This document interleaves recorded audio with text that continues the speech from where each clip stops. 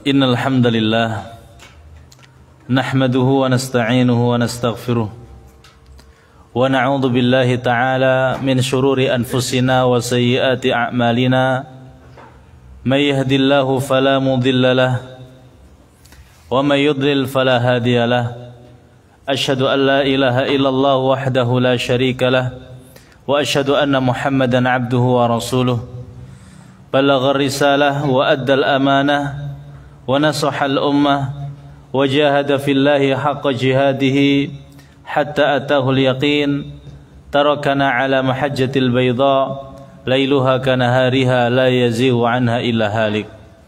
Allahumma salli wa sallim wa barik wa zid wa an'im ala nabiyyina wa rasulina Muhammadin wa ala alihi wa sahbihi wa man tabi'ahum bi ihsanin ila yaumiddin, amma ba'd.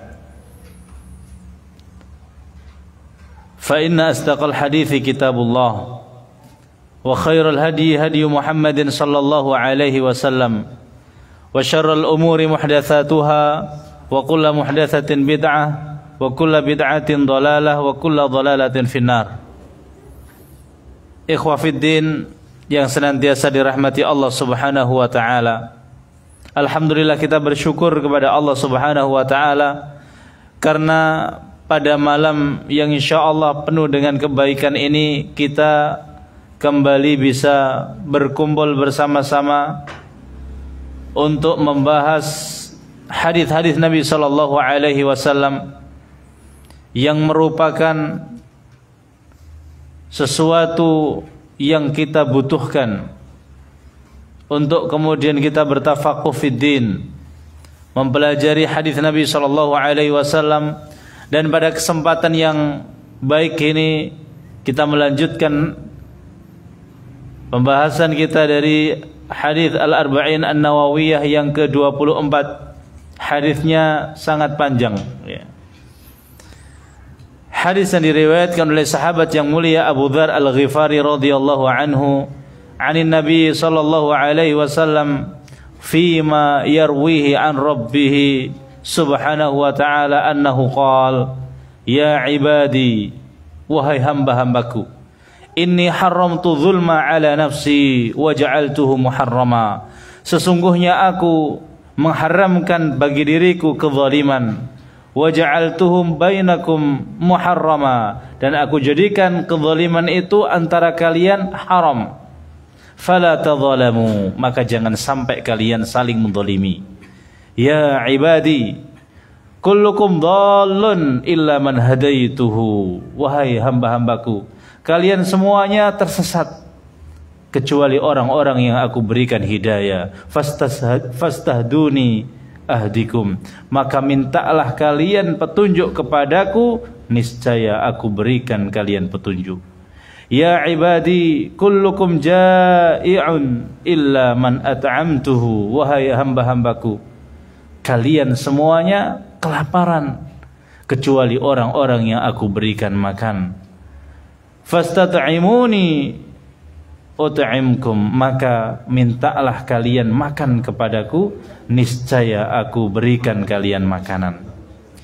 Ya ibadi, kullukum 'arun illa man kasautuhu, wahai hamba-hambaku, kalian semuanya tidak berpakaian, telanjang.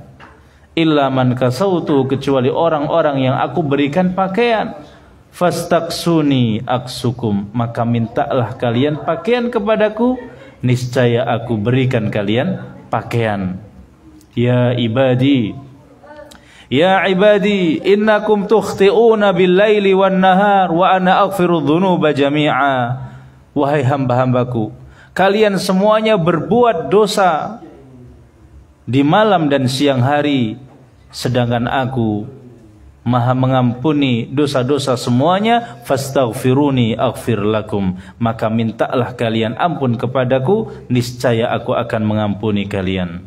Ya ibadi, innakum lan tablughu dhurri fatadhurruni wa lan tablughu naf'i fatanfa'uni, wahai hamba-hambaku, sungguh kalian tidak mampu mendatangkan madarat untukku dan kalian juga tidak akan mampu mendatangkan manfaat bagiku.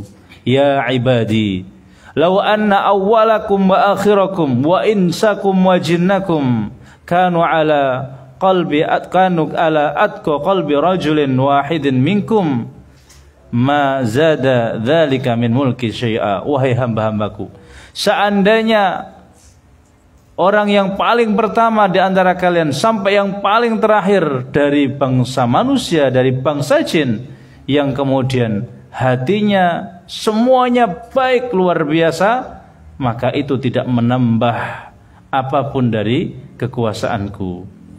Ya ibadi, law anna awwalakum wa akhirakum wa insakum wa jinnakum kanu ala afjari qulubi wahidin minkum.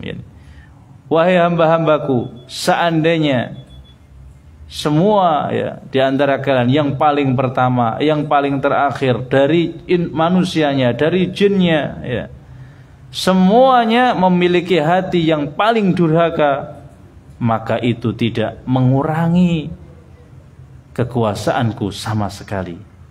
Ya ibadi, law anna awwalakum wa akhirakum wa insakum wa jinnakum qamu ala sa'idin wahid. Wahai hamba-hambaku, seandainya makhluk yang paling pertama sampai yang paling akhir, dari kelompok manusianya, kelompok jinnya, semua berdiri di atas satu batu dan semuanya minta kepadaku dan semuanya aku berikan permintaannya, itu ma naqasa illa kama yankusul mikhyatu idza udkhilal bahr, tidak akan mengurangi kekuasaan Allah kecuali seperti jarum yang dimasukkan di lautan kemudian diangkat lagi. Ya ibadi, innama hiya a'malukum uhsiha lakum thumma uwaffiyakum iyyaha faman wajada khairan falyahmadillah wa man wajada ghaira dzalika fala yalumanna illa nafsah. Wahai hamba-hambaku, sesungguhnya ini adalah amalan-amalan kalian dan kemudian aku mencatatnya untuk kalian, maka barang siapa yang mendapatkan balasan baik, maka pujilah Allah Subhanahu wa taala, dan barang siapa yang mendapatkan selain itu, maka jangan kemudian mencela kecuali kepada dirinya sendiri. Hadis riwayat Imam Muslim. Hadis yang mulia ini diriwayatkan oleh sahabat Abu Dzar Al-Ghifari, yang sudah pernah kita bahas dalam hadis yang kalau tidak salah yang ke-5 dan juga yang ke-6. Hadis yang pernah kita bahas di hadis yang ke-18 Abu Dzar Al-Ghifari, yang kita sudah sebutkan riwayatnya, dan hadis ini panjang, namanya hadis qudsi.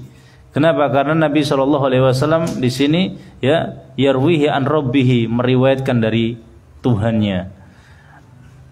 Apakah ini termasuk kayak Quran? Tidak. Hadis qudsi itu beda dengan Al-Quran, tapi sama-sama maknanya dari Allah Subhanahu wa taala, tapi lafadznya dari Nabi SAW.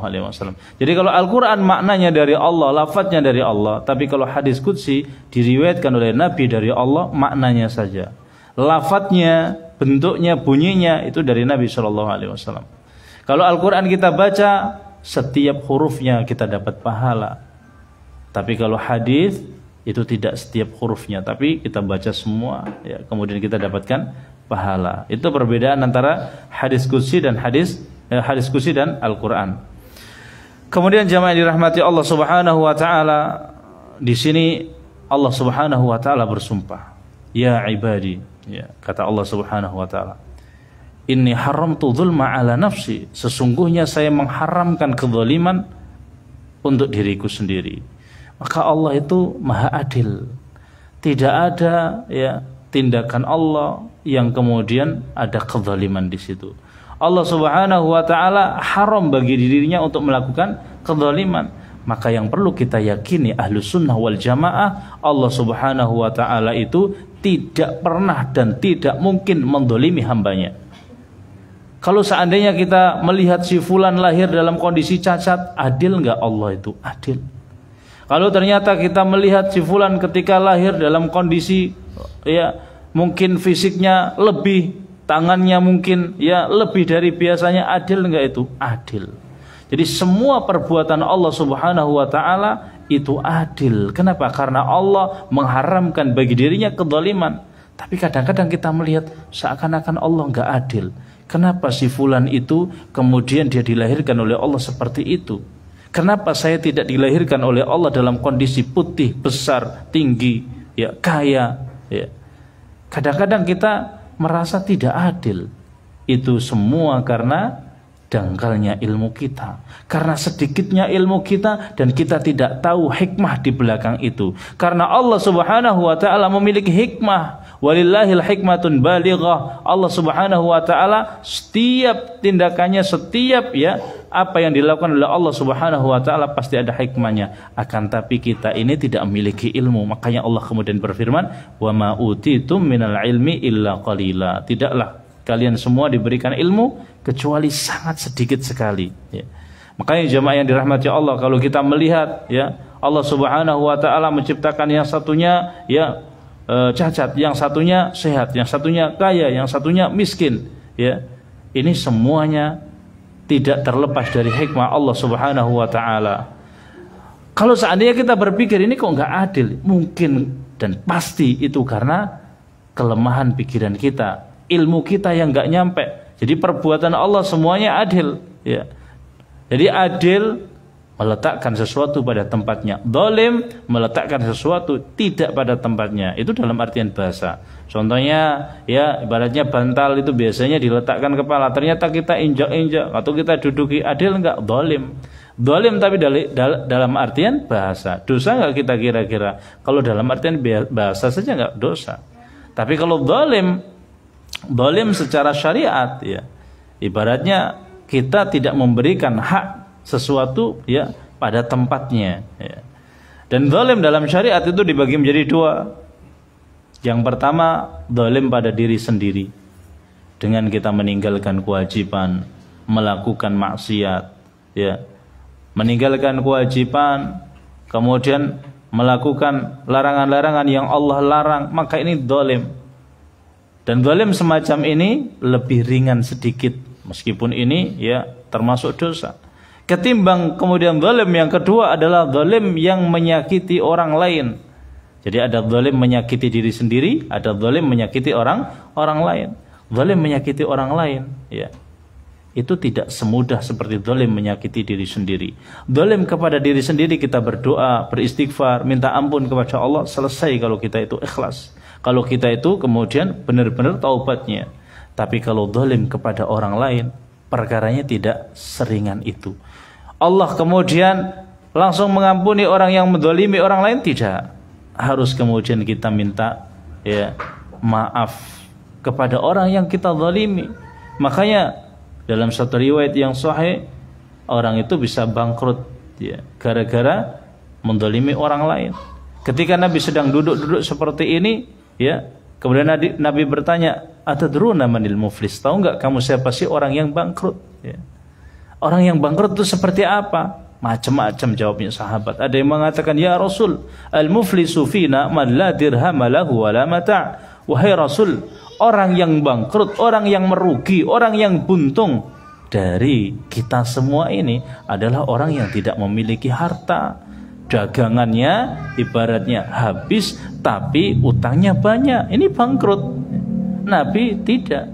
Bukan itu orang yang zalim dari umatku. Al-muflisu min ummati ya man ya'ti yaumal qiyamati bi sholatin wa zakatin. Orang yang datang pada hari kiamat dengan membawa sholatnya, bawa pahala zakatnya, ternyata dia kemudian menzalimi orang lain. Safaka ya dama hada wa akhadha mala hada, pernah menumpahkan darahnya orang ini, mengambil hartanya orang itu, mencaci maki orang ini, sehingga ketika di akhirat nanti begitu senangnya dia di depan pahalanya, kemudian dia ya pengen dimasukkan ke surga, ada orang yang datang, "Ya Allah, tunggu dulu, benar dia ketika di dunia rajin sholat, rajin kajian, rajin zakat, rajin puasa, tapi ketika di dunia dia mencaci maki saya tanpa kemudian ada salah."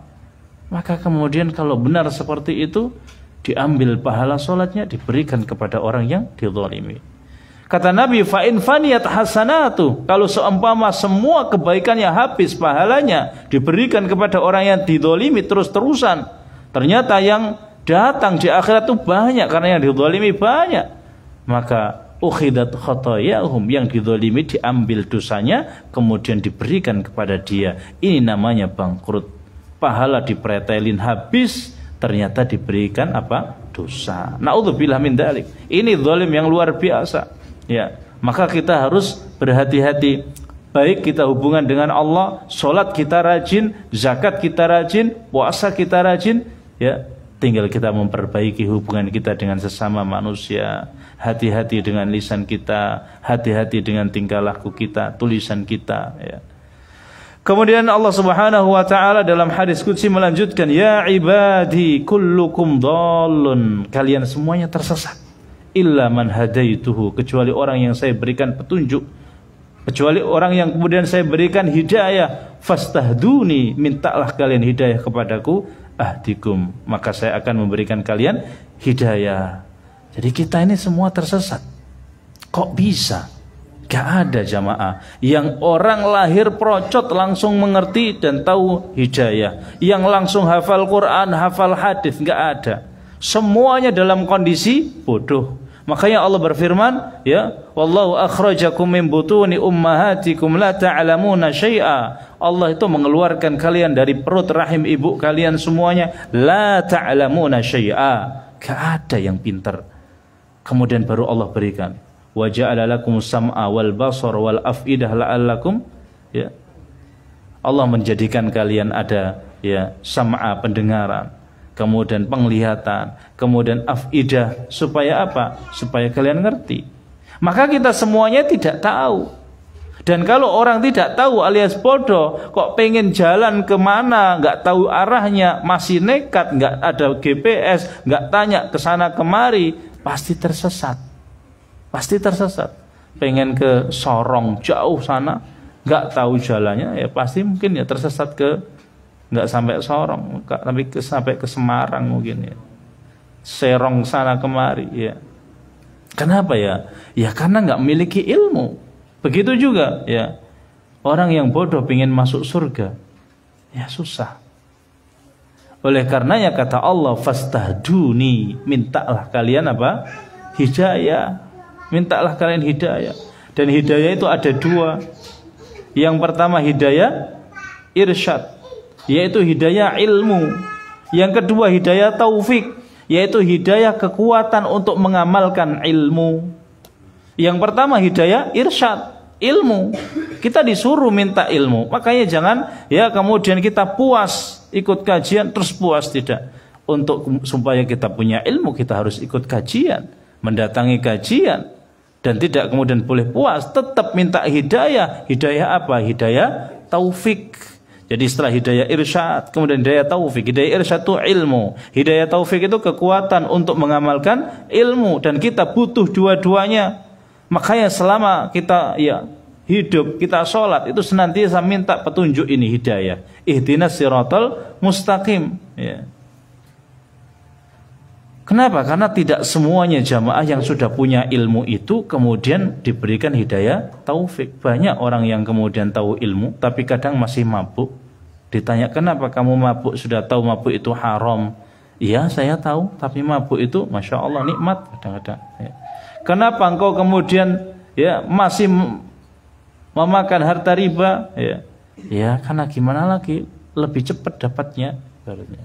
Padahal sudah tahu itu adalah riba. Makanya kita diperintahkan untuk meminta hidayah irsyad dan hidayah taufik, ya. Sampai berapa kali? 17 kali jamaah yang dirahmati Allah.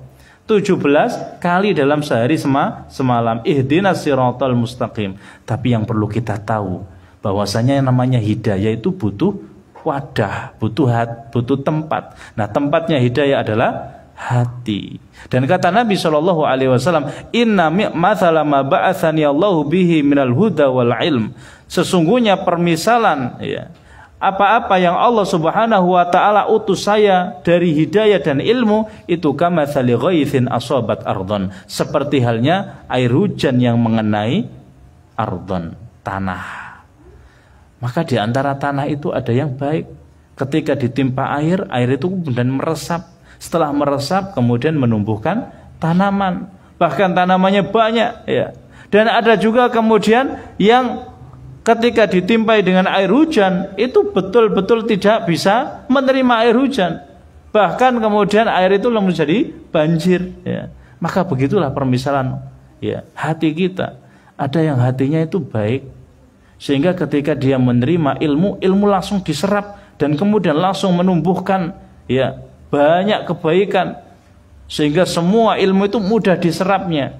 Setelah diserapnya kemudian dia bisa menyampaikan, bahkan kemudian memberikan manfaat yang sangat banyak.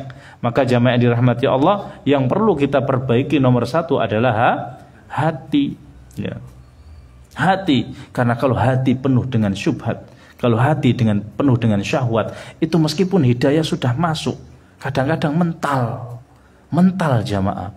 Kita baca dalam surat Al-A'raf ayat 175, itu Allah menceritakan orang yang dapat hidayah tapi mental.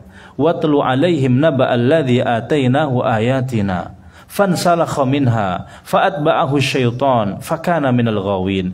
Bacakanlah orang yang sudah kami berikan ayat, ya. Watlu alaihim naba'alladzi atainahu ayatina, sudah diberikan oleh Allah ayat, sudah tahu ayatnya, sudah tahu hadisnya, ya.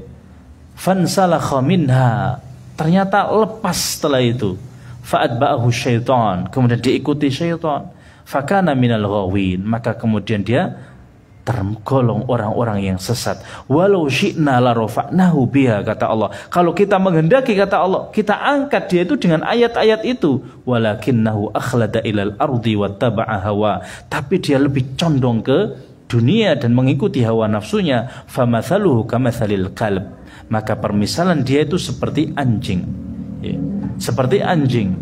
Intahmil alaihi yalhath au tatrukul yalhath, kalau kamu bawa makanan dia juga tetap akan kemudian menjulurkan lidahnya, enggak bawa makanan juga dia tetap akan menjulurkan lidahnya, karena sudah masuk ke dunia.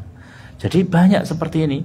Jangankan orang biasa, sekelas ustadz, kadang-kadang sudah mendapatkan ilmu bisa murtad dengan izin Allah, ya.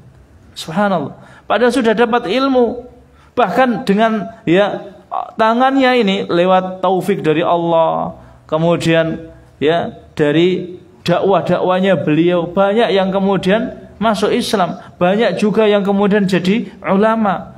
Tapi karena hatinya yang masih belum baik, dipenuhi dengan syubhat, dipenuhi dengan syahwat, dipenuhi dengan, ya, penyakit-penyakit hati, begitu Allah coba. Setiap punya anak, Allah renggut anak itu. Punya anak pertama meninggal dunia, punya anak kedua meninggal dunia, punya anak ketiga meninggal dunia. Akhirnya berdoa kepada Allah, ya Allah, kalau memang Engkau ini benar-benar Tuhan, jangan sampai anak yang keempat ini meninggal dunia. Anak keempat meninggal dunia juga, akhirnya dia murtad, ya. Subhanallah, ya. Kadang-kadang seperti itu, ya. Maka kita harus, ya, hati-hati dan menjaga akidah kita, menjaga, ya, hidayah kita dengan mensyukurinya dan terus kemudian melakukan ketaatan kepada Allah Subhanahu wa taala dan memperbanyak ilmu kita, karena iman itu tidak mungkin bisa tinggi, tidak mungkin bisa tebal, tidak mungkin bisa kuat tanpa didasari dengan ilmu. Kemudian jamaah dirahmati Allah Subhanahu wa taala, maka kita perlu mempelajari, ya, di antara sebab-sebab kenapa sih hidayah itu nggak bisa masuk.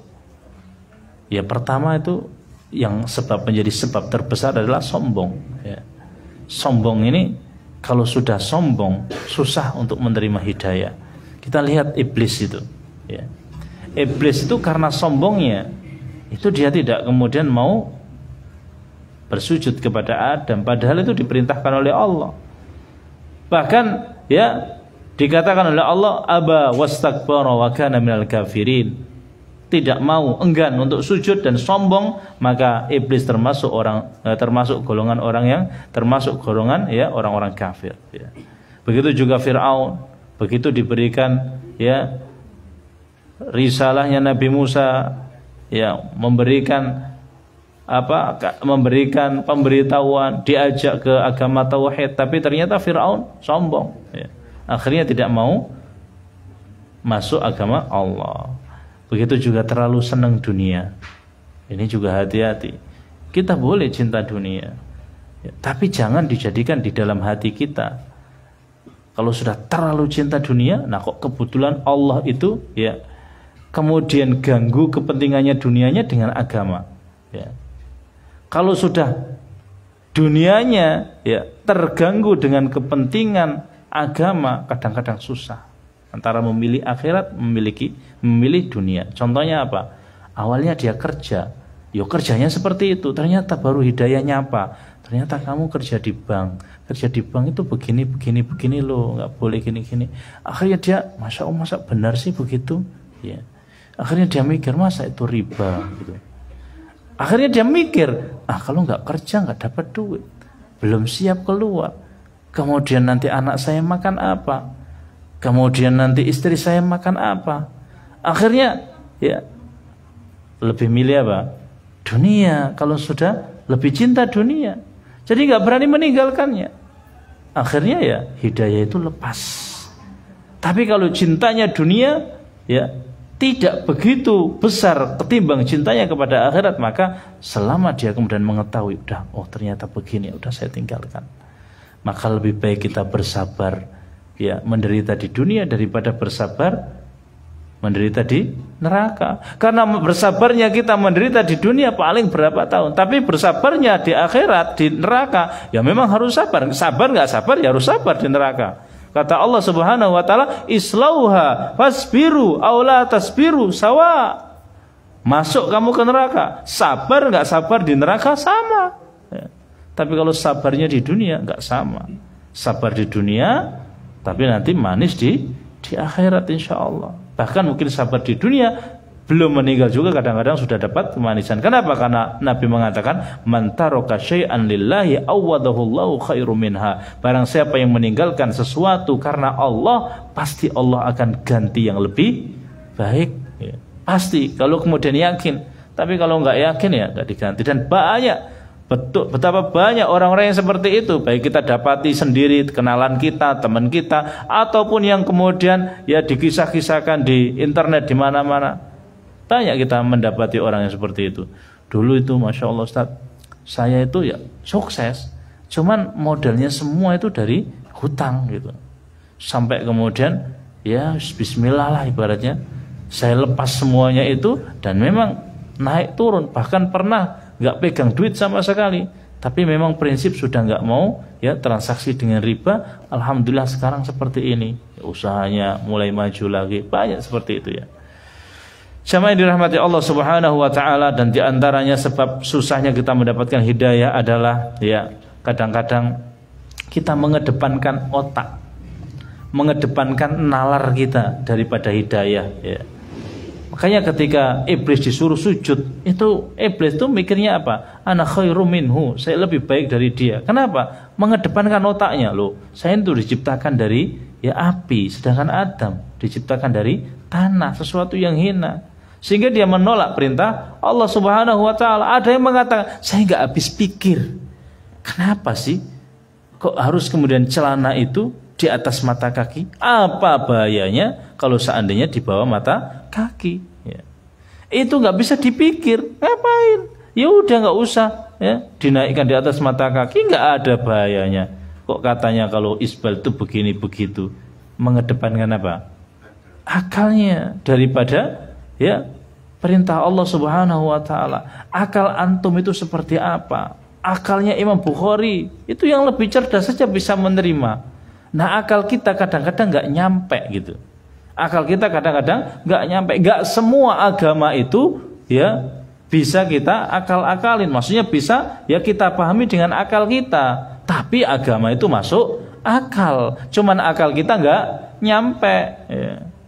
Makanya Ali radhiyallahu anhu mengatakan, ya, laukana dinu birra'yi, kalau seandainya agama itu ya hanya dengan dipikir dengan akal saja, lakana asfalu ya al-khuf, maka bawahnya khuf itu yang aula bimaskhi, lebih berat dibasuh. Jadi kalau bapak ibu pakai kaos kaki atau pakai khuf itu, kemudian masukkannya dalam kondisi apa? Bersuci. Kemudian kok batal wudunya, ibaratnya keluar angin atau apa, maka tidak perlu dicopot ketika wudu, cukup dibasuh begini Ya, begini saja atasnya. Cuman begini saja selesai, nggak harus dicopot ya. Dan kalau di Indonesia memang jarang yang pakai. Tapi kalau hidup di Eropa, kayak ketika hidup di mana? Di Turki, dinginnya luar biasa. Semua pasti pakai kaos kaki. Ya. Kalau di sini, nggak apa-apa, dicopot aja. Kalau di sana enggak. Ya. Cukup begini. Nah, seandainya agama itu dengan akal, maka yang paling berat di basuh mana? Bawah. Kenapa? Karena dipakai jalan, yang kena kotoran. Tapi ketika ya Nabi, kata Ali, akan tetapi saya melihat Nabi itu membasuh apa? Di atasnya. Membasuh di atasnya. Tidak di bawahnya. Ya. Tapi di mana? Di atasnya. Kayak ibaratnya kita wudhu, ternyata kentut. Yang dibasuh mana? Kan nggak masuk akal. Ibaratnya muka, kemudian tangan, kemudian kepala, kemudian kaki. Kenapa nggak di tempat keluarnya angin? Ya. Jadi nggak bisa. Ya itulah mereka yang sok-sok intelektual, ya intelektual. Ya kalau inteleknya pakai bahasa Inggris, kalau pakai bahasa Jawa, kan nggak bagus gitu ibaratnya. Jadi nggak bisa. Kita itu kemudian agama itu betul-betul kita apa? Kita harus akal-akal. Kadang akal kita nggak nyampe. Jadi hati-hati. Ya, banyak orang yang seperti itu. Sudah nggak masuk akal agama ini kayak begini sudah. Ya. Dan kadang-kadang ini ketika ada yang ditegur, kenapa sih nggak pakai jilbab? Ya kan Allah menakdirkan seperti ini. Kalau memang Allah berikan hidayah, nanti juga akan pakai sendiri. Banyak yang seperti itu. Dan ini artinya sama dengan orang-orang yang terdahulu yang pernah ya disindir oleh Al-Quran. Mereka mengucapkan walau syaa, kalau seandainya Allah menginginkan, walau syaa Allahu ma asyrakna wala abauna, kalau Allah memang menghendaki, pasti kita itu tidak akan berbuat syirik, bapak juga tidak akan berbuat syirik bapak kita. Tapi ya memang Allah menghendaki, ya udah biarkan aja. Ya. Ini namanya orang yang tidak mau minta apa? Hidayah. Hidayah itu perlu diambil dan dicari. Makanya Allah mengatakan, ya ibadi kullukum dhalun, wahai hambaku kalian semuanya itu apa? Sesat, kecuali yang ya saya berikan hidayah. Maka mintalah hidayah. Mintalah hidayah. Allah enggak jamin kita dapat hidayah, tapi Allah jamin kita dapat rezeki. Kalau rezeki pasti, Pak, ya. Kata Nabi SAW, ya, innakum lan tamut hatta, sungguhnya kita enggak akan mati sampai kemudian betul-betul rezeki kita itu apa? Sempurna. Kalau udah jadi rezekinya pasti dapat rezeki. Tapi kalau hidayah tidak. Ya. Allah berfirman, wa ma min dabbatin fil ardi illa 'alallahi rizquha. Enggak ada binatang yang geremet di atas bumi kecuali pasti Allah sudah cawisi apa? Rezekinya. Tapi kalau hidayah, fastahduni, mintalah hidayah kepadaku. Kemudian Allah mengatakan, ya ibadi kullukum 'arun, wahai hamba-hambaku. Ya. Sebelumnya, ya ibadi kullukum ja'i'un, wahai hamba-hambaku kalian semua itu kelaparan. Illa man at'amtuhu, kecuali orang-orang yang aku berikan makanan. Fastat'imuni, maka mintalah makan kepadaku, ya ut'imkum, maka saya akan berikan makanan. Dan ini benar jamaah. Seakan-akan kita masak makanan aja minta Allah. Ya. Kita lihat siapa sih yang menumbuhkan ya biji-bijian, siapa yang menurunkan air hujan, siapa yang menyiapkan tanah yang dengan tanah itu bisa tumbuh-tumbuhan. Makanya Allah berfirman, afara'aitum ma tashrabun, pernahkah kamu ya, atau apakah kamu tidak melihat dari mana yang kamu minum itu? A antum anzaltumuhu minal muzni am humul munzilun, ya am antum ya an antum afara'aitum ma tashrabun a antum anzaltumuhu minal muzni am nahnul munzilun, apakah ya kamu yang menurunkan air hujan atau kita yang menurunkan air hujan? Falau nasya la ja'alnahu ujajan, kalau kita menghendaki air hujan itu akan dijadikan Allah asin. Falau la tashkurun, kalau seandainya kalian tidak bersyukur. Siapa yang menurunkan hujan? Allah. Yang menumbuhkan tumbuh-tumbuhan siapa? Allah. Kita pengen makan beras saja, Masya Allah ya. Itu kita kan harus nanam dulu harusnya ya. Kemudian siapa yang menumbuhkan itu kalau bukan Allah ya. Kemudian siapa yang kemudian memunculkan biji-bijinya itu kalau bukan Allah Subhanahu wa taala. Makanya Allah juga berfirman, ya, Falyanduril insanu ila ta'amih, maka lihatlah manusia itu pada apa yang dia makan. Anna sababnal ma'a sabba, dari mana air itu kemudian bisa jatuh turun sampai begitu. Tsumma syaqqaqnal arda syaqqa, kemudian tanah itu bisa dibelah. Fa akhrajna, maka keluar dari situ apa? Ya, fa ambatna fiha habba, maka dari situ kemudian tumbuh-tumbuhan. Siapa yang membuat itu? Allah Subhanahu wa ta'ala. Maka kita diperintahkan untuk minta makanan kepada Allah. Kalau seandainya Allah kemudian menjadikan tanah semua Indonesia itu kering, gimana? Meskipun ya kita bisa menanam, bisa apa, tapi kalau semua kering, tidak ada yang bisa tumbuh. Tapi Allah Subhanahu wa ta'ala yang memberikan. Makanya kita diperintahkan untuk meminta makanan. Dan supaya ketika kita makan itu juga diperintahkan untuk membaca bismillah. Supaya apa? Supaya ketika kita makan itu barokah, ya. Supaya yang kita makan itu barokah. Kemudian Allah Subhanahu wa ta'ala ya berfirman dalam hadis qudsinya, ya ibadi kullukum 'arun illa man kasaituhu, ya. Illa man kasautuhu fastaqsuni aksukum. Wahai hamba-hambaku, kalian semuanya dalam kondisi telanjang. Kok bisa? Iya, kecuali orang-orang yang Allah berikan pakaian, ya. Alhamdulillah kita diberikan pakaian. Fastaqsuni, maka mintalah pakaian kepadaku, niscaya aku akan memberikan pakaian. Ini kata Allah Subhanahu wa ta'ala. Emang ada yang telanjang? Ya, telanjang, makanya ada orang pakaian tapi telanjang. Kalau kita lihat jamaah yang dirahmati Allah, mungkin ke pasar Blimbing atau mungkin pasar Ngaglik, di sana banyak gulungan-gulungan kain, ya. Kain begitu banyak, tapi kenapa kadang-kadang kita lihat itu ada perempuan yang kayak nggak berpakaian, roknya mini, ya, pakaiannya kadang sobek-sobek, ya. Sampai you can see, kalau kita ngelihat aja kadang-kadang kayak kelilipan ibaratnya. Kenapa? Padahal kan kain banyak itu. Tapi kenapa mereka ya tidak mau menutup? Ya. Karena mungkin nggak minta pakaian kepada Allah. Jadi makna minta pakaian di sini ya, pertama kita minta supaya diberikan kekuatan bisa memakai pakaian secara syar'i. Benar-benar kita bisa memakai pakaian syar'i gitu. Yang perempuan yang menutup aurat, ya. Makanya disuruh minta, wahai hambaku kalian semuanya telanjang kecuali yang aku berikan pakaian. Maka mintalah pakaian kepadaku, niscaya aku akan berikan pakaian.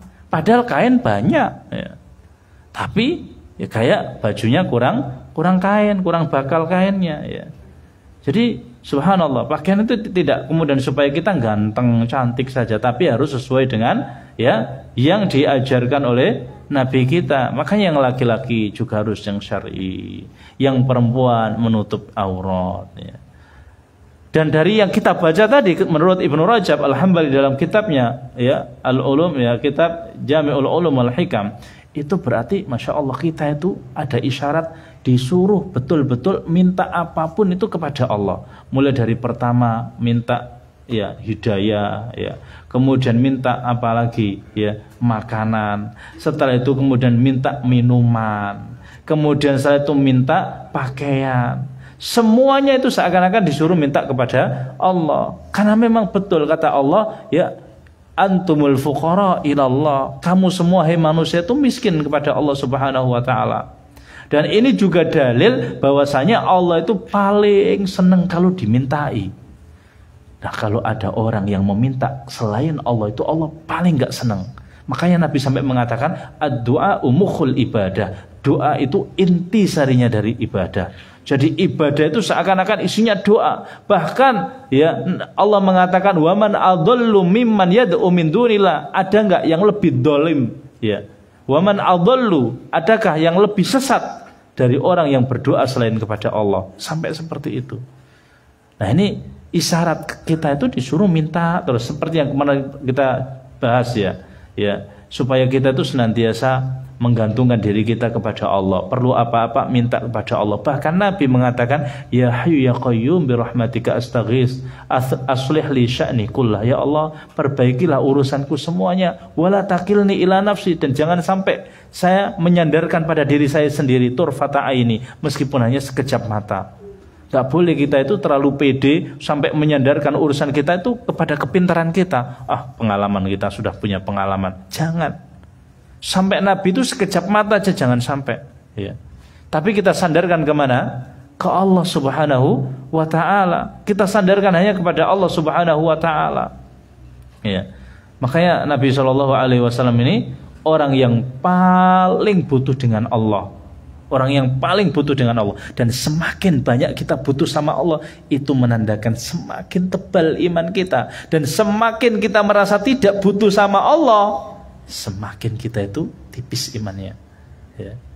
Tapi kadang-kadang kita itu pengen minta berdoa sedikit aja, setelah itu sudah mau minta apa lagi nih. Padahal Nabi, subhanallah, ini benar-benar Nabi ya, ketika haji wada itu mulai wukuf di Arafah sampai kemudian menjelang matahari terbenam, itu berada di atas ontanya. Ontanya mau bergerak, kekangnya ditarik lagi dan berdoa terus-terusan, dan diangkat kedua tangannya dengan tinggi-tinggi. Itu minta terus. Padahal Nabi subhanallah dicukupi oleh Allah, dijamin masuk surga, diampuni dosanya, dan dunianya diberikan oleh Allah. Tapi berdoa terus dan terus dan terus ya. Tapi kadang-kadang ya kita itu betul-betul karena mungkin kurang tadi itu, merasa butuhnya sama Allah kurang ya. Kadang-kadang kita udah nggak mau berdoa.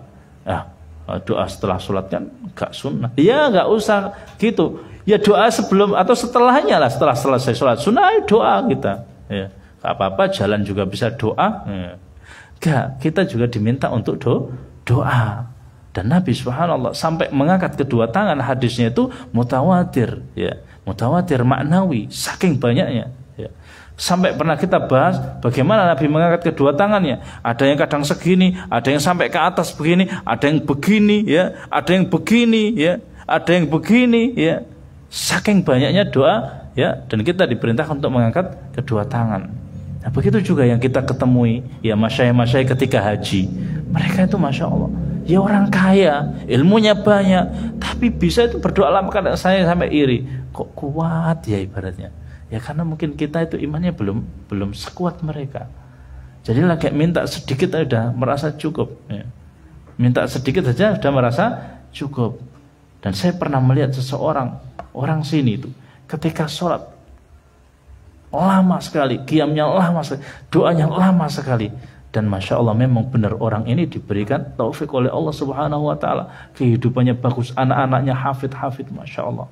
Luar biasa ya. Jadi perlu jamaah yang dirahmati Allah, kita itu merasa butuh kepada Allah. Karena kalau kita tidak butuh dan tidak minta kepada Allah, Allah itu murka. Man lam yas'alillah yaghdab alaihi. Man lam yas'alillah, barang siapa yang tidak minta kepada Allah, Allah itu kemudian akan murka kepada kita. Allah pasti akan kemudian murka kepada kita. Akan tetapi kalau kita minta ya, kita minta kepada Allah subhanahu wa ta'ala, itu janganlah kemudian kita minta gara-gara kemudian pasti ya ibaratnya ya pasti ibaratnya dikabulkan. Jangan seperti yang dikatakan oleh Umar ibn Khattab radhiyallahu anhu ya, janganlah engkau berdoa dengan membawa hamul ya, hamul ijabah. Janganlah engkau berdoa supaya kalian itu betul-betul diijabahi oleh Allah ya. Tidak, tapi berdoalah karena memang doa itu ibadah. Dan kalau kita benar-benar mengetahui doa itu ibadah, pasti kita akan diijabahi oleh Allah Subhanahu wa taala. Kenapa? Karena ditakutkan jamaah yang dirahmati Allah. Orang yang berdoa kemudian hanya inginnya diijabah, ternyata dia tidak tahu ketika itu diijabahi Allah dengan cara yang lain. Akhirnya dia tidak mau berdoa. Dan betapa banyak orang yang begitu ya. Dikiranya tidak dikabulkan oleh Allah, sudah dikabulkan, akhirnya dia kemudian tidak mau berdoa lagi ya. Kemudian jamaah yang dirahmati Allah subhanahu wa ta'ala, ya ibadi ya, innakum tukhti'una bil laili wan nahar. Sesungguhnya kalian ya melakukan dosa di malam dan di siang hari. Wa ana aghfiru dzunuba jami'a, dan aku mengampuni segala dosa. Fastaghfiruni aghfir lakum, maka mintalah kalian itu ampun kepadaku, niscaya aku akan mengampuni. Dari pertanyaannya, ada enggak kita yang tidak berdosa tiap hari? Ya, kayaknya ya Kita semuanya pasti lalai. Allah saja sudah mengatakan seperti itu. Apalagi kita hidup di zaman sekarang ini, ya. Hidup di zaman sosial media yang kadang-kadang ya siang hari kita melihat yang tidak-tidak, malam hari mungkin kita ya mendengarkan atau berbicara yang tidak-tidak, ya. Maka kita diperintahkan untuk meminta ampun kepada Allah. Kata Allah, sedangkan aku mengampuni dosa kalian semuanya, fastaghfiruni, maka mintalah ampun kepadaku, astaghfirulakum. Jadi ini ada taubat, ada istighfar, ya. Taubat itu kembali, kalau istighfar itu menutup, ya. Menutup, mighfar itu helm, ya. Ini yang wajib kita lakukan. Sampai Nabi saja yang sudah dijamin masuk surga, diampuni dosanya, beliau mengatakan, ayuhan nas tubu ilallah, wahai manusia, bertaubatlah kepada Allah. Fa inni atubu fil yaumi mi'ata marrah, karena sungguhnya saya bertaubat sehari itu 100 kali, ya. Itu Nabi, ya. Ya sudah diampuni dosanya. Dan kita pada zaman ini tidak ada yang luput dari dosa, ya. Kita berinteraksi, siapa yang punya ya, YouTube, siapa yang punya Facebook, pasti akan keluar, ya. Mungkin wanita yang nggak berjilbab, kemudian kita bisa melihatnya, kemudian kadang melihat ini yang tanpa kita mau, tapi tiba-tiba muncul sendiri, ya. Maka kita diperintahkan untuk memperbanyak istighfar. Dan kata Nabi, tuba liman wajada fi suhafati amali, ya, kathratul istighfar. Sangat dikatakan selamat, dikatakan ya beruntung orang yang ketika di catatan amalnya ditemukan banyak istighfar. Dan kalau kita beristighfar, itu kita memiliki dua kebaikan. Yang pertama, ya, dibuka pintu-pintu rezeki kita, ya. Ini kalau di dunia, apalagi di akhirat. Di dunia itu kita memiliki kebaikan. Di antaranya pertama, dibukakan pintu-pintu rezeki. Pernah ya Hasan Basri, saya kira antum semua tahu, didatangi oleh orang, wahai ya, Al Hasan, sekarang masa susah, ya, tanah kering, pecah-pecah, ya, tidak turun hujan, bagaimana ini? Kata Hasan Al Basri, perbanyak istighfar. Ulang, datang lagi satu orang, wahai Al Hasan, ya, kenapa? Ya, sudah lama saya menikah, sampai saat ini belum diberikan Allah keturunan. Kata Al Hasan, perbanyak istighfar, ya. Satunya lagi datang, wahai Al Hasan, kenapa? Sudah lama bekerja keras, banting tulang, peras keringat, sampai sekarang masih seperti ini, miskin. Kata Al Hasan, perbanyak istighfar. Muridnya heran, wahai ya guru, ya, wahai syekh. Yang satu tanya begini, engkau nasihatkan banyak istighfar. Yang satunya tanya begitu, engkau perintahkan banyak istighfar. Dan yang lain juga tanya yang lain, tapi engkau perintahkan istighfar. Pertanyaannya beda, jawabannya kok sama. Gimana itu? Kata Al Hasan, apakah engkau tidak membaca ayat Allah? Faqultu astaghfiru rabbakum innahu kana ghaffara yursilis samaa 'alaikum midrara, ya, wa yumditkum bi amwali wa banin wa yaj'al lakum jannatan wa yaj'al lakum anhara. Ya, apakah kamu tidak dengar ayat ini? Perbanyak istighfar, ya, kepada Allah Subhanahu wa taala, maka Allah adalah zat yang Maha mengampuni. Kalau engkau memperbanyak istighfar, akan diturunkan air hujan, akan diperbanyak anak-anaknya, akan diperbanyak ya kebun-kebunnya, akan diperbanyak hartanya. Subhanallah. Ini kalau di dunia, ya, satu kebaikan. Di antara kemudian yang kedua apa? Yang kedua, orang yang berbanyak istighfar maka akan dijauhkan dari azab. Makanya kalau kita, insya Allah kita itu dekat dengan ya laut. Kalau Allah mau, tsunami itu bisa saja. Kita perbanyak istighfar, dan alhamdulillah di antara bentuk tidak ada musibah, tidak ada bencana yang perbanyak istighfar, karena Allah Subhanahu wa taala berfirman, "Wa ma kana Allahu mu'adzibahum wa hum mustaghfirun." Dan Allah tidak mungkin mengadab mereka selama mereka mau istighfar, ya.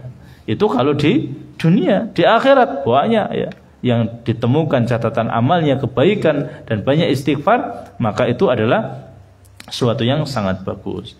Kemudian kita lanjutkan, ya ibadi innakum lan tablughu dzurri fatadurruni, wahai hamba-hambaku, kalian semuanya ya tidak mungkin bisa membahayakan aku, kata Allah Subhanahu wa taala. Ya.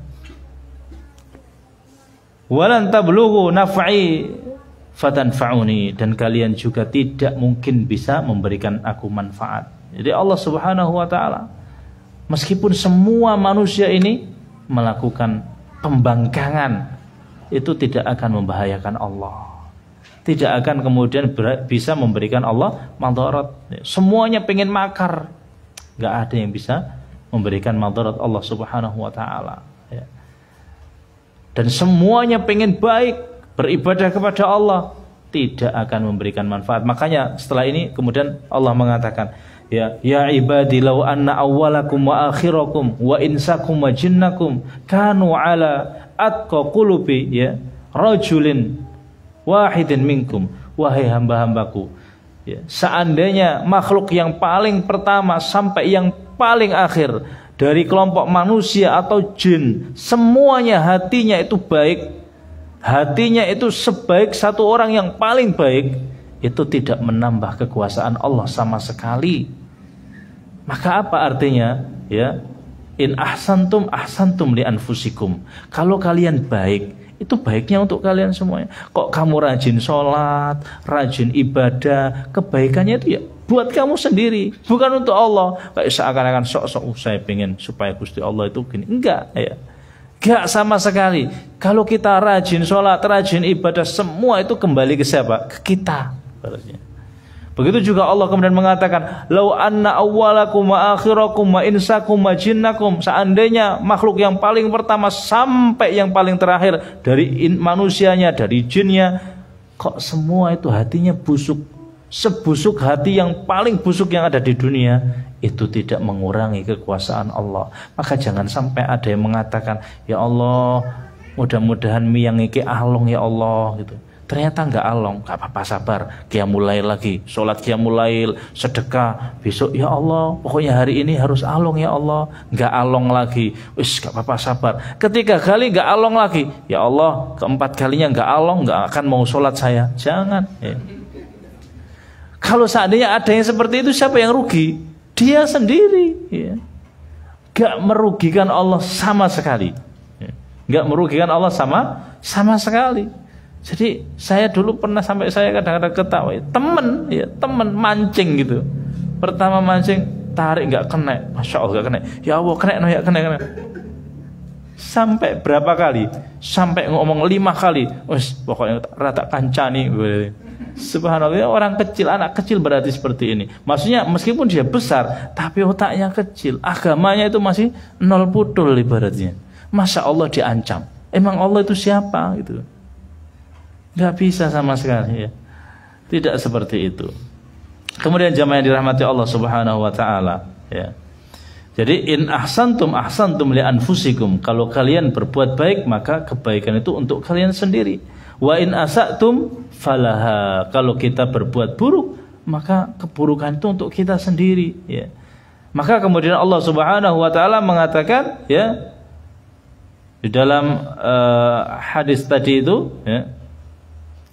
ya ibadi innama hiya a'malukum, wahai hamba-hambaku, itu adalah amalan-amalan kamu, uhsiha, yang aku catat, kata Allah, bagi kalian semuanya, tsumma uwafikum iyyaha, kemudian saya penuhi untuk kalian semuanya. Maka barang siapa yang mendapatkan kebaikan, maka janganlah memuji kecuali pada Allah. Artinya kalau kalian beramal yang baik, maka semuanya itu akan kembali ke kalian, ditulis oleh Allah, dan tahmidlah, memujilah kepada Allah. Nah, kalau ternyata kalian mengamalkan amalan-amalan yang buruk, tidak yang baik-baik, maka jangan salahkan kecuali pada diri sendiri. Jadi tidak bisa memudaratkan Allah, tidak bisa memberikan manfaat Allah, karena Allah ini yang memberikan. Jadi kalau yang buruk, ya akan mendapatkan keburukan, yang baik akan mendapatkan kebaikan. Itu hadis yang mungkin panjang sekali, tapi alhamdulillah kita bahas pelan-pelan, Tapi sebelum kita tutup, ini ada pertanyaan. Maaf, mau bertanya,